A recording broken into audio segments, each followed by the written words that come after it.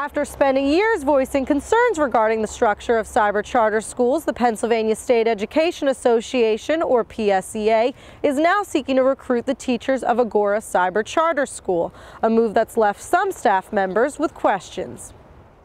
Right on their webpage, it talks on about how they, are against school vouchers and school choice. I'm like, we're a school of choice, and and yet I don't understand how. I watched them argue in August how they're supporting bills that are going to drastically cut our funding and essentially shut us down.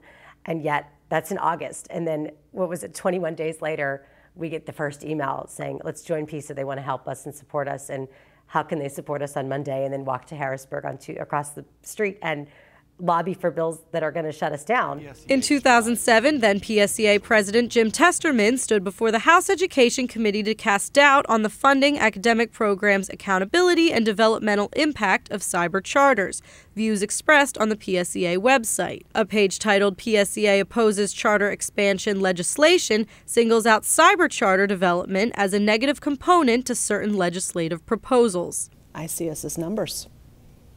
We are 450 plus staff. That's money.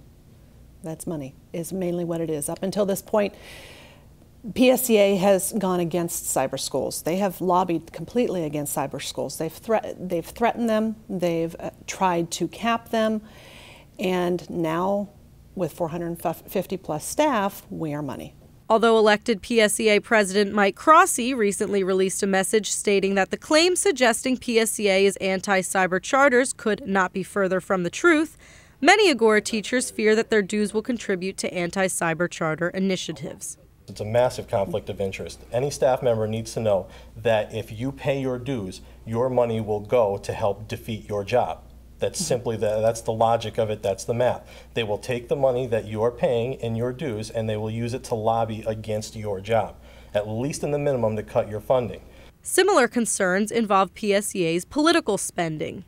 PSEA is a completely different animal. PSEA is a political organization. They collect money without any care of the person's thoughts or beliefs, and then they take their views and spend that money on it. Not necessarily what the majority of their members actually believe, but what they believe, regardless of how you feel. And the other thing about it is you don't have a choice whether you want to be in that union or not. If I don't believe what they say, I'm still forced to work part of my workday for them. Everyone has an agenda, and they want to work with us for a reason. And I tend to believe that has a lot more to do with the $654 they're going to get from all of us, as opposed to, really truly loving us and wanting to just embrace us as a family. Colleen Richardson, director of the Gifted Learners Program, comes to Agora from PA Learners Online, the state's first and only cyber charter to unionize.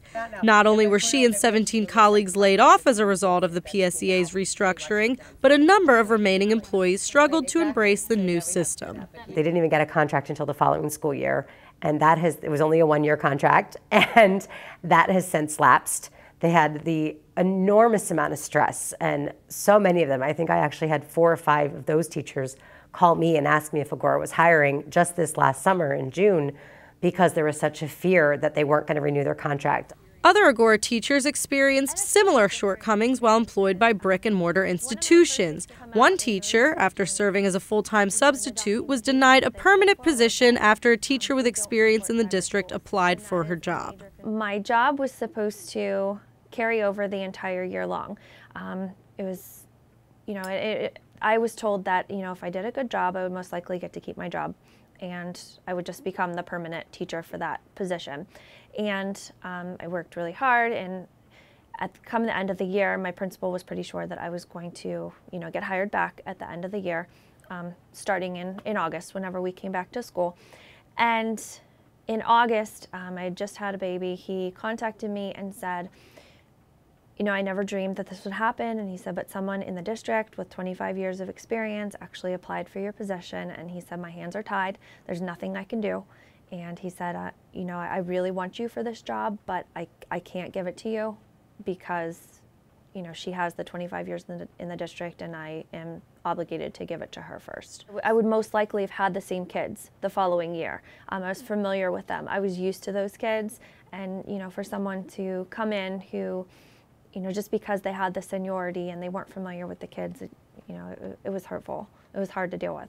Such policies perhaps call the PSEA's priorities into question, leading some teachers to perceive a conflict of interest. The union wants us to believe that they're supportive of us, but obviously they're not. When you look at the things that they've said, things that they've done, they would be more than happy to put us out of business. And that's the sad thing, because they'll say it's about the children. Well, if it's about the children, then give the children the options. You know, this may not be the best education for every child, but for many, it's a great choice, and it should be there for them. You know, stop telling me that we're there for the children when obviously they're not.